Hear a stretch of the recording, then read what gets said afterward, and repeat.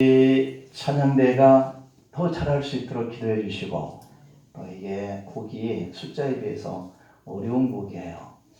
그래서 숫자가 적으면 적은 만큼의 단조로운 그런 찬송을 준비를 하면 더 좋겠고, 꼭 장곡이래야 꼭 좋은 곡만은 아니다 하는 사실을 우리가 기억하면서 자신 있는 이런 곡을 지난주에 했어도 오늘 또 해도 상관없습니다. 굳이 꼭 새로운 곡만 하려고 하시면 어렵죠. 우리가 미약하지만 하나님이 또 창대케 하실 때가 있을 줄 믿고 우리가 다 같이 협력하고 또 합심하고 그러면 더 아름다운 곡조로 하나님 앞에 영광을 돌릴 수 있습니다. 찬양대원들은 항상 자원하는 분을 기다리고 있습니다. 아멘. 선한 일을 하다가 위기가 오면 배가가 더 힘들어요. 우리 옆 사람 같이 한번 인사하십시다. 주님의 말씀이 한 주의 힘이 되기를 바랍니다 하고, 말씀이 한 주의 힘이 되시길 바랍니다. 앞사람 뒷사람하고도 한번 하십시오. 주님의 말씀이 힘이 되시길 바랍니다. 우리 주님이 힘주셔야 할 줄 압니다. 사람이 아무리 위로해도 격려해도 주님이 힘주시는 거에 미치지 못해요. 그래서 우리가 선한 일을 하다가 위기가 오면 어떻게 해야 할까? 오늘 첫 번째의 의미를 우리가 한번 생각해 보겠습니다. 작은 교회를 잘 섬기는 그런 집사님 한 분이 계셨어요. 우리가 작은 교회 같지만 우리 교회보다 더 작은 교회가 많습니다. 불과 10명도 미만 되는 교회들도 있는데 20명도 안 되는 이런 교회들도 많고, 그래서 교회를 섬기는 그분들의 마음에는요 최선을 다하여서 섬기려고 하는 그러한 모습이 있어요. 그런데 이렇게 최선을 다해서 섬기려고 해도 이렇게 같이 어울려서 섬기면 백집장도 맞들면 낫다는 말이 있듯이, 그러면 서로 용기가 나고 소망이 생기고 그러는데, 작은 교회일수록 한두 명이 최선을 다하고 열심을 다하려고 그래도 같이 하려고 하는 이런 사람들이 적기 때문에 많이 힘들죠. 이렇게 작은 교회의 재정을 절반을 감당할 만큼 헌신적이고 충성스러운 집사님이세요. 그렇다고 교회에서 그분이 자기 목소리를 내거나 자기를 드러내려고 하는 분도 아니에요. 그래서 그분의 어려움은 꼭 하나님이 도와주실 것이다, 이렇게 모두가 다 믿고 그를 바라보죠. 왜냐하면 그분이 잘 되는 것이 곧 교회가 잘 되는 일이라고 생각하는 이러한 작은 교회이기 때문이에요. 그런데 최근에 조금씩 그가 경영하는 이 사업이 어려워지더니 마침내 부도를 낼 수밖에 없는 그런 상황에 직면한 거예요. 그 집사님은 자신의 그러한 안 되는 일이 교인들 작은 수에게 미치면 그들이 실망할까봐, 목사님도 실망할까봐, 이렇게 행여 실망할까봐 작은 교회 교인들이 낙심할까봐 상황을 교회에 알리고 싶지 않았어요. 그러다가 더 이상 그 어려움에 혼자 견디기 힘들어서 목사님을 찾아가서, 목사님 이차저차 이렇게 됐는데 어떻게 하면 좋겠습니까? 상담을 하는 겁니다. 울먹이면서 그가 한 말이 비수처럼 목회자의 가슴에 꽂혀요. 사업이 잘 되어서 교회를 잘 섬기는 것이 자기의 꿈이었다는 거예요. 그래서 지금까지 그렇게 살아왔는데 왜 나에게 이런 어려움이 왔을까요? 하는 상담 내용이죠. 자, 그렇게 말을 하면서도 태어난 척 하려고 애를 쓰지만 그분의 마음에도 못내 섭섭한 마음을 이길 수가 없는 듯한 그러한 표정으로 목회자에게 상담을 하는 겁니다. 여러분, 왜 하나님은 제대로 선하게 살아보려고 하는 이런 사람들의 일을 도와주시지 않는 것 같은 환경이 올까요? 미국에 있는 헤럴드 사무엘 쿠시너 랍비라는 분이 계시는데, 그는 아들 하나를 낳았고 그리고 그 아이는 아주 기쁨의 그런 하루하루를 보낼 수 있도록 이 납비의 마음을 그렇게 즐겁게 해줬어요. 그러던 어느 날 아들이 3살 때쯤 조로증이라고 하는 식이병을 앓게 돼요. 이 아이가 14살 때쯤, 그러니까 3살 때 병이 왔으니까 11년 동안 병생활을 하는 이 14살 때에 그의 얼굴과 몸 전체는 마치 80에서 90세가 된 노인처럼 늙어버렸어요. 그러면서 죽어갑니다. 사무엘 쿠시너 납비는 지금까지 자기 자신은 선하고 의로운 사람이 더 잘 될 거야 라고 하는 말씀을 늘 제자들에게 가르쳐 왔던 그런 납비예요. 또 그렇게 자신도 믿었어요. 그런데 눈을 떠서 세상을 살펴보니 이유 없이 상처받는 이런 사람들이 너무도 참 많구나 하는 이 사실을 경험하게 되었어요. 고통 중에 있는 사람들이 교회에 와서 고난은 죄의 결과야 라고 하는 이런 말 앞에 많은 사람들이 상처를 받고 교회를 떠나는 모습을 보았어요. 고난이 유익이다 라고 하는 이 말도 이제 14살밖에 안 된 사랑하는 자기의 아들의 몸이 90세 정도로 늙어가는 모습을 보노라니 그 어떤 말로도 위로가 되지 않는 거였습니다. 그래서 사무엘 쿠시너 납비는 하나님 앞에 질의를 합니다. 여호와여, 선한 사람에게 왜 이런 불행한 일이 올까요? 납비의 이런 질문들이 쌓이고 쌓여서 한 권의 책으로 나왔는데 헤럴드 사무엘 쿠시너의 선한 사람들에게 왜 불행이 오는가? 라고 하는 제목의 책입니다. 흔히 사람들은 하나님의 뜻대로 잘 사는 이런 신앙인들은 시험도 고난도 없을 것처럼 생각을 해요. 그러나 선한 일을 믿음의 길을 가는 이런 사람들에게도 시험은 오고 핍박은 오고 고난과 위기도 있더라 라고 하는 겁니다. 그 책의 내용은. 누구 남편이 암에 걸렸다네 그것이 내 얘기가 아닐 때는 그럴 수도 있지 이런 생각을 합니다. 누구 아들이 사고를 당했다네 하는 말을 들으면 안쓰럽지만 그게 세상 살다 보면 다 그런 일을 경험할 수 있지 라고 생각합니다. 그런데 그 일이 내 자신에게 일어나면 하나님 왜요? 내가 뭘 하나님 앞에 잘못했기에요? 왜 이런 일이 나에게 일어나요? 라고 하면서 상처를 받습니다. 시험이 듭니다. 어떤 이는 심지어 교회를 떠나고 하나님을 떠나기도 합니다. 여러분 기억하시기 바랍니다. 내 곁에 고난 당한 그 사람도 우리와 똑같은 사람인 거예요. 오늘 본문의 주인공 느헤미야는 그런데 하나님께 그렇게 선한 일을 해 가다가 어려운 일을 겪었는데 불평이나 원망이나 하나님 왜요? 라고 말하지 않습니다. 그는 선한 사람에게 왜 이런 위기가 와야 하나요? 왜 이런 일을 겪어야 하나요? 라고 묻지 않아요.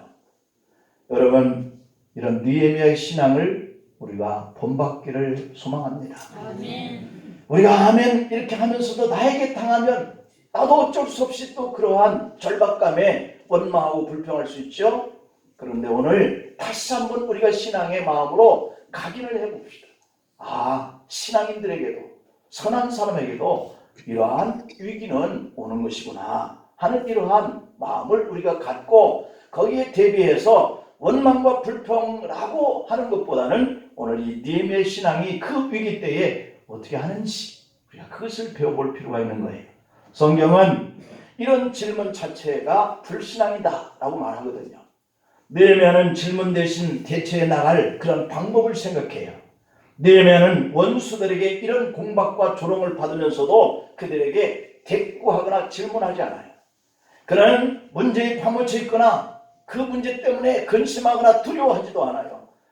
여러분 그런 얘기가 있어요. 죽은 시체에 총을 쏘는 사람은 없다.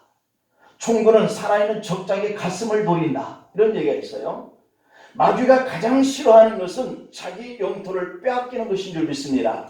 오늘 저와 여러분들이 마귀에 사로잡혀 있던 사람들인데 예수께서 십자가의 피공로를 우리에게 그리고 이 사단에게 대속값을 치른 이 값 때문에 우리가 하나님의 자녀가 되는 이 길로 나가게 되거든요.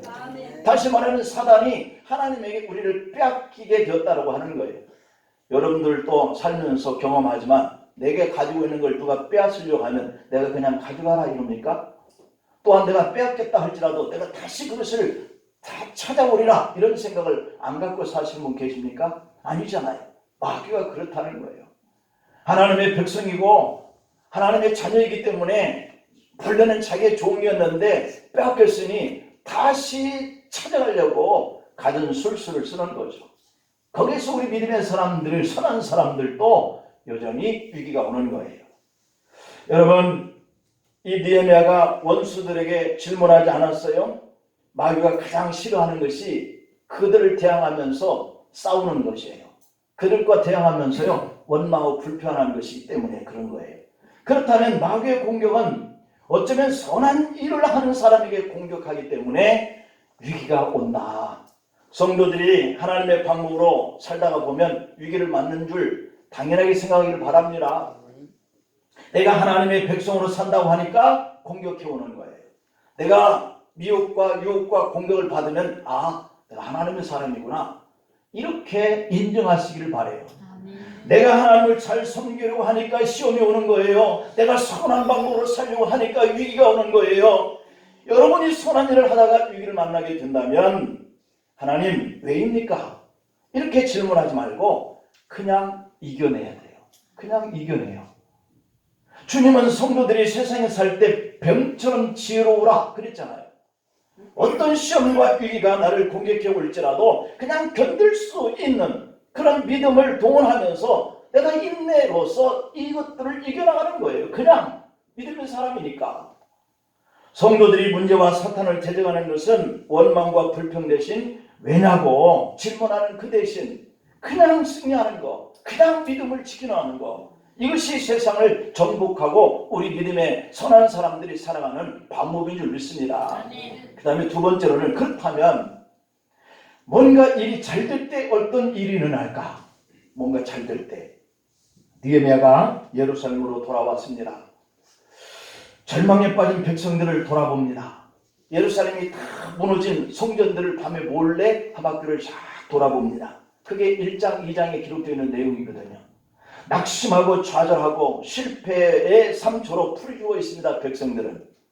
그리고 성은 다 무너져 있고 성벽은 다 무너져 있습니다. 이 상처를 어떻게 치유할까? 그래서 그는 그들에게 잠들어 있는 믿음을 일깨우기 시작합니다.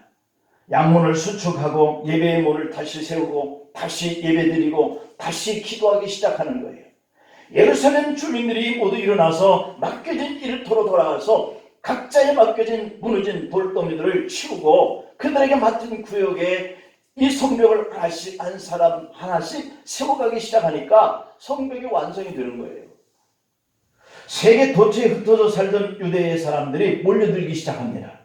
대제사장, 제사장, 레위인, 기업인들, 이곳저곳에 흩어졌던 장사하는 사람들, 청년들, 여인들, 공무원들, 노동자들이 다 함께 일어납니다.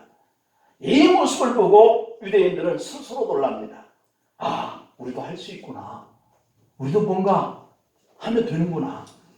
백성들은 서로를 바라보면서 이런 자신감을 갖기 시작합니다.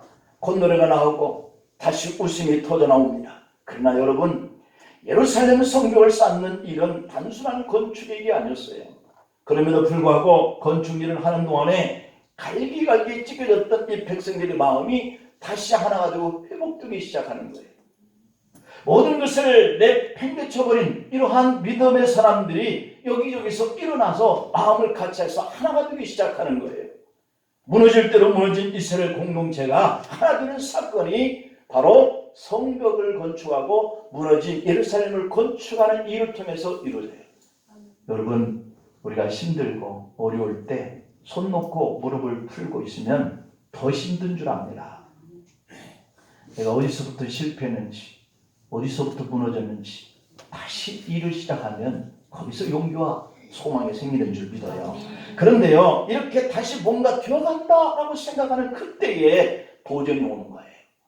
또다시 완전히 우리를 뭉개버리려고 사단은 그렇게 또 공격해 오는 거예요.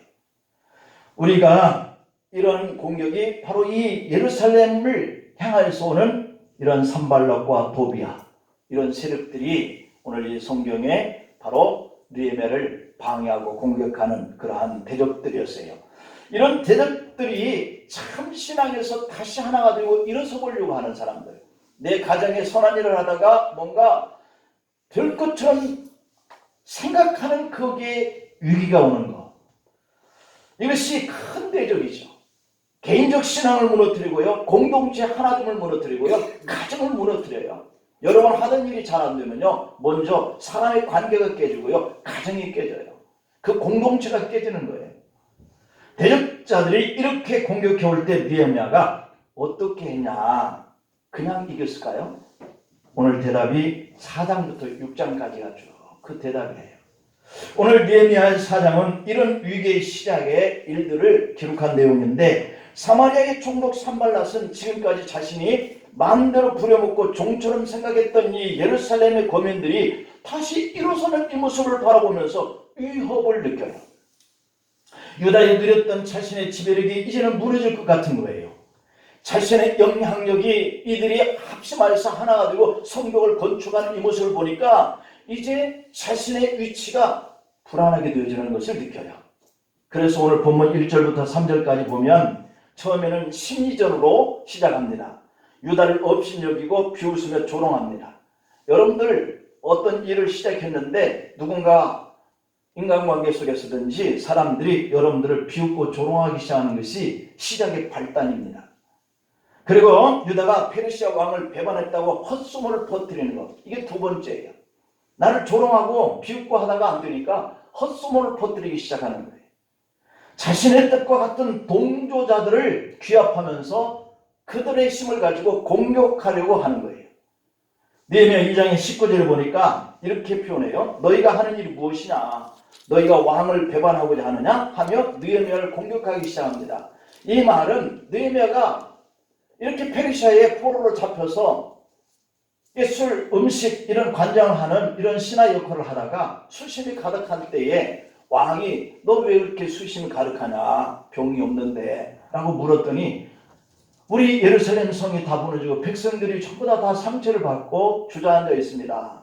그것 때문에 내가 너무 힘들고 답답해서 이러고 있습니다. 그러면서 내가 고국에 돌아가서 성을 다 건축하고 난 다음에 다시 오면 안 될까요? 내가 이 성벽을 다시 건축할 흙과 나무와 이러한 자재를 좀 준비해 주시면 안 될까요? 내가 예루살렘으로 돌아갈 수 있도록 그 서쪽의 지역에 그 나를 가로막을 수 있는 이런 사람들에게 통보지를 좀 주어서 나를 통과시키게 좀 해주면 안 될까요? 그걸 다 허락받고 왔거든요. 그런데 이 산발락 도비와 같은 이 조롱하고 또 여러 가지의 어떠한 그러한 그 심리전을 가지고 공격해 올 때에 거기에서 빌미를 잡는 것이 이 성을 완전히 건축을 한 다음에는 페르시아를 공격할 거다, 이런 헛소문을 냈다는 거예요. 그래서 왕을 배반할 수 있느냐, 이렇게 공격을 해오는 것이죠. 그렇습니다. 우리가 공동체를 세우려는 것과 여러분들이 하고자 하는 그 일에 대한 내 믿음이 성장하고 그것이 뭔가 일어나려고 하는 이러한 일들을 보면, 내가 번창하려고 하는 모습을 보면, 내가 경영하는 일이 잘 되려고 하는 것을 보면 그것들을 방해하고 시기하는 세력이 반드시 일어난다는 거예요. 그리고 그들이 비웃습니다. 조롱합니다. 그렇게 해도 안 된다라고 모함을 합니다. 헛소문을 냅니다. 이런 위기의 시대에 나에게 맡겨진 공동체, 나에게 주신 이 가정, 나에게 맡겨주신 이 기업, 이것을 내가 이렇게 세워가려 하는 것이 바로 우리의 믿음이고요. 바로 그렇게 세워져 가려고 할 때 이런 위기가 우리에게 온다라고 하는 이 사실이에요. 그러면 세 번째, 그러므로 느헤미야처럼 우리도 이런 일을 당할 때, 내가 선한 일을 하려고 할 때, 내가 번창하려고 할 때 뭔가 나의 방해와 내가 이 일이 잘 되지 못하도록 하는 이런 그런 장애물들 앞에 우리가 어떻게 해야 할 것이냐 하는 답이에요. 이 세상에서 일어난 위대한 일들, 선한 역사 가운데에 반대 없이 실현 없이 일어난 일이 여러분 혹 있을까요? 아무것도 없습니다. 내가 뭔가 선한 일을 하려고 그럴 때 내가 뭔가 큰 일을 경영하려고 할 때 반대 없이 그 일을 할 수 있는 일은 아무것도 없어요. 전복 비행기는 공기에 저항이 있어야 비상이 가능하다 그래요. 쾌속정 배도 물에 저항이 있어야 추진력이 생긴다 그래요. 마귀는 오늘 또 하나님의 선한 일들을 무너진 채로 내버려둬라 라고 이렇게 유혹하고 공격합니다. 너희 가정 이제는 못 일어난다. 그러나 그러기 때문에 그 무너진 채로 그냥 살아라. 너희 두 사람 관계는 끝났으니 더 이상 친해지려고 하지 마라. 그러다가 더 큰 상처 받는다. 무너진 채로 그냥 포기해라.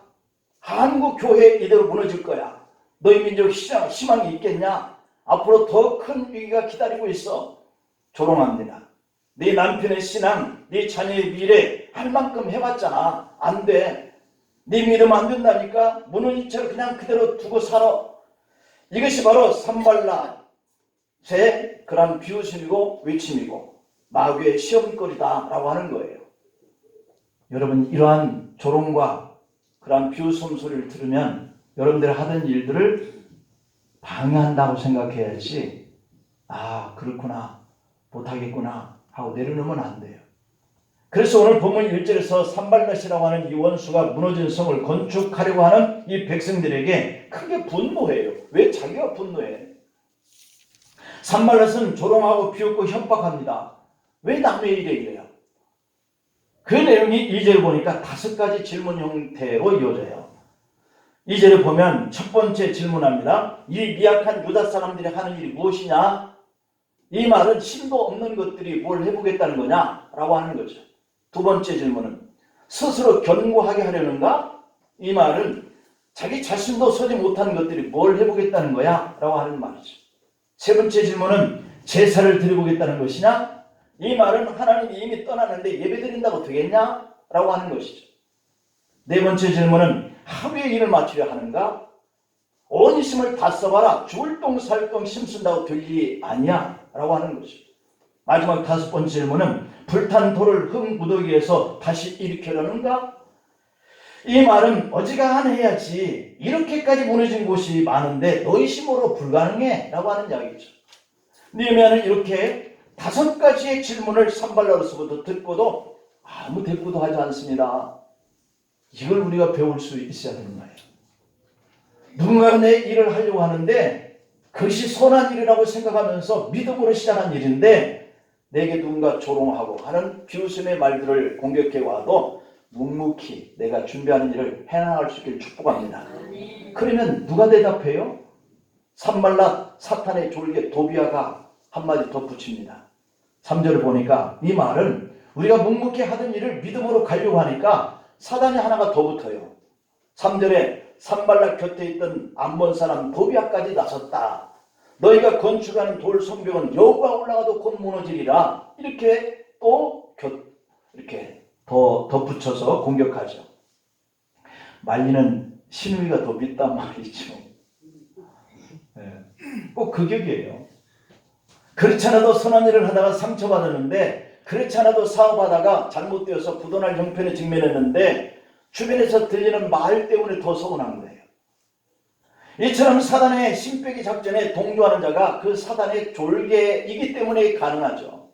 여러분, 누가 상처를 받았는데 옆에서 이렇게 자꾸 도비아처럼 그렇게 하는 것은 옳지 못합니다.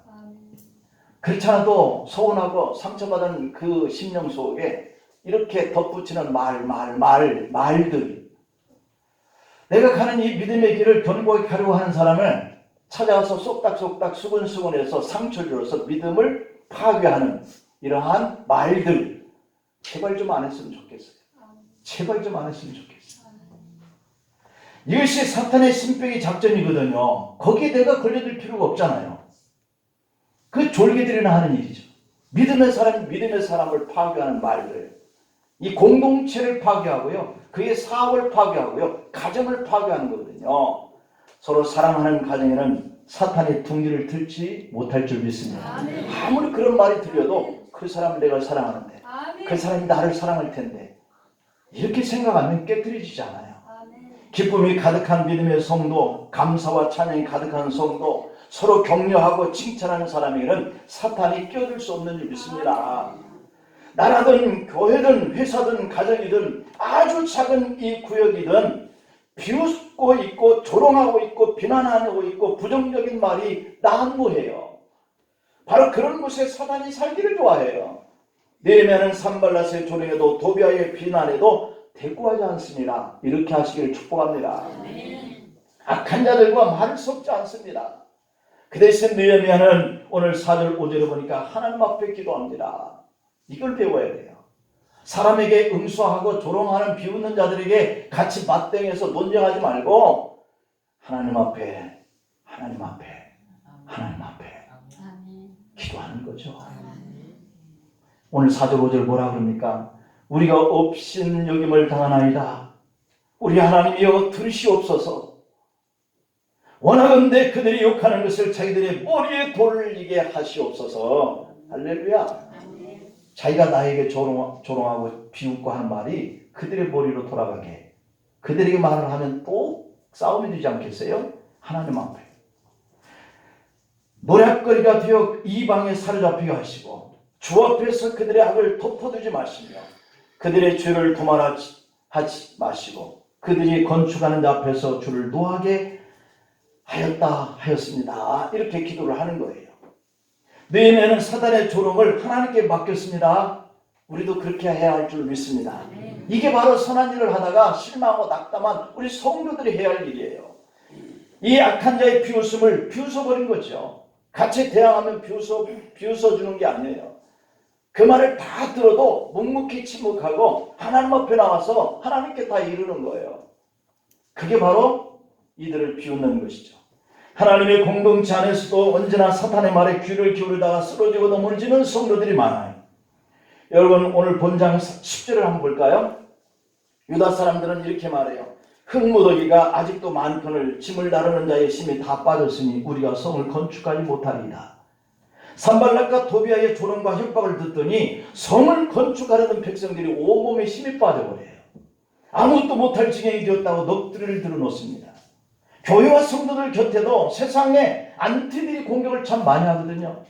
하나님을 비웃고 교회와 성도들을 비난하는 말에 좋아요 라고 이렇게 동조하는 안티들이 많아요.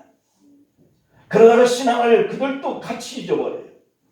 기쁨을 잃어버리고 사람들과 교회 생활을 잃어버리고 하나님의 은혜를 잃어버린 성도들이 좋아요 하는 이 말에 동조하면서 얼마나 많이 교회를 떠나고 하나님을 떠나는지 몰라요. 자신이 산발랏이 되고 도비아가 되었다는 이 사실을 알지 못하고 사탄의 대변인이 되어서 살아가고 있다는 사실조차 모르는 어리석은 성도들이 많아요. 간호 경기를 보면 양쪽에 4명씩 배를 저어서 가는 경기인데 정작 9번째 선수가 한 사람이 타 있어요. 이 선수들은요, 이 9번째 선수는요, 노를 들지 않고 있습니다. 그 손에는 노가 없어요. 이 사람이 하는 일은 용차, 잘한다 북을 치면서 응원하는 사람이에요. 사망의 우겨쌈을 당하면서 선한 일과 믿음을 지켜가려고 하는 이 시대에 우리 모두 서로가 이 9번째 선수가 되어서 이런 공격과 조롱과 이런 비웃음을 당하고 실족하고 내가 지금 하는 이 일들을 손을 놔버리고 큰일 났다, 이제 안 되겠는데 라고 하는 이런 사람들을 위로하고요, 세심을 복돋고 격려해주고, 그래서 우리가 하는 그 일을 해나가야 할 줄 믿습니다. 그래서 가정에서도 부부가 하나가 안 되고 실패하면 위로해주고 격려해주는 이 힘이요 다시 일어나게 하는 거거든요. 결론입니다. 여러분, 느헤미야가 그랬듯이 우리의 하나님이 계신 곳 언제나 하늘은 열려 있어요. 사탄의 공격은 집요하고 끈질기거든요. 기어이 우리가 넘어질 때까지 공격하거든요. 한두 번 이겨냈어요. 그럼 이제 사탄이 공격 안 할까요? 천만에요. 또 공격해 오거든요. 그 사탄이 무장을 해제한 게 아니에요. 잠시 물러가는 것 뿐이에요. 모세의 출애굽할 때 10가지 재앙을 겪고도 사탄은 포기하지 않습니다. 이것이 사탄의 속성이거든요. 본장 12절을 한번 볼까요? 그 원수들의 근처에 거주하는 유다 사람들도 그 각처에 와서 10번이나 우리에게 말하기를 너희가 우리에게 와야 하리라. 너희가 우리 편이 되어야 너희가 성공할 수 있어. 성전을 완전히 건축할 수 있어. 무너진 거 다시 회복할 수 있어. 너희끼리는 안 된다는 거잖아요. 그들은 이렇게 집요하게 10번에 걸쳐서 이리 와, 이리 와, 이리 와. 우리 편이래, 우리 편이래. 너희끼리 하다는 다 죽어. 결국은 건축 일을 포기할 수밖에 없을 거야. 그러니 우리에게 항복해. 끊임없이 10번씩이나 계속해서 왔다는 거예요. 똑같은 말. 사단이 한국 속담을 너무 잘 아는 것 같아요. 10번 찍어서 안 넘어가는 나무 없다고. 이 사탄들이 너무 잘 쓰는 공격법이에요. 산발락과 도비아와 그들과 함께한 무리들이 백성을 계속해서 조롱하고 회유하기를 10번씩이나 했다는 거 아니에요. 산발락은 이 사마리아 북쪽에 위치하고 있거든요. 북쪽. 근데 도비아는 암몬 사람으로 동쪽에 위치하고 있어요. 그러니까 북쪽에 있고 동쪽에 있는 거죠. 그 다음에 이 성경 속에 등장하고 있는 인물들 중에 아라비아 사람들 남쪽에 거주하고 있고, 그 다음에 아스돗은 서쪽에 위치하고 있어요. 그러니까 예루살렘을 포위해서 동서남북에서 우겨싸움을 해가지고 예루살렘을 공격하는 거예요. 그를 나가도 계속해서 동서남북에서 비웃음과 조롱소리가 들려옵니다. 이리와 이리와 합니다. 너희들끼리는 안 된다 그럽니다. 그렇다고 그들은 도망갈 곳도 없습니다. 그러나 이런 때에 한 곳이 열려있는 줄 믿습니다. 어디가 열려있을까요? 하늘문이 열려있는 거죠. 니네는 앞으로 갈 수 없고 뒤로도 돌아갈 수도 없고 좌우로 나갈 수도 없는 이 상황 속에 열려있는 곳, 하늘을 향해서 우리 하나님이여 들으시옵소서 기도했습니다. 이게 그냥 느헤미야가 한 일이 아니라 우리도 그렇게 하라는 거예요. 본장 14절 한번 볼까요? 내가 돌아본 후에 일어나서 귀족들과 민장들과 남은 백성들에게 말하기를 너희는 그들을 두려워하지 말고 지극히 크시고 두려우신 주를 기억하고 너희 형제와 자녀와 아내와 집을 위하여 싸우라. 할렐루야. 가만히 앉아서 당해야 되겠습니까? 하나님 앞에 나와서 기도하면서 주님이 주시는 힘을 믿고 두려워하지 말아야 돼요. 그들과 대항해서 싸워야 돼요. 내 귀에 살랑살랑 비웃고 조롱하는 말 가져다주는 이 사람들을 막아낼 수 있는 믿음을 내가 지켜야 되고요. 내가 한 그 일에서 넘어지지 말고 끝까지 주님 붙들고 나가야 할 줄 믿습니다. 이것이 바로 선한 일을 하고 믿음의 길을 가는 우리가 해야 할 일이에요. 위기의 시대입니다. 위기의 시간에는요, 일만 하면 안 돼요. 넘어진 사람들을 일으켜 손잡고 기도해야 돼요. 이들이요, 나중에는요, 한 손에는 저들을 대항할 무기를 들고 한 손에는 벽돌을 들고 일을 해요. 여러분들을 힘들게 하는 문제가 동서남북을 보아도 다 막혀 있습니까? 잘 나가던 일이 갑자기 잘 안 됩니까? 그러면 사인이에요. 주여 들으시옵소서. 하나님 앞에 기도하라는 거죠. 부르시는 통로가 열려 있는데 여러분의 기도를 하나님이 받고 싶어 하는데 여러분들이 하나님을 아버지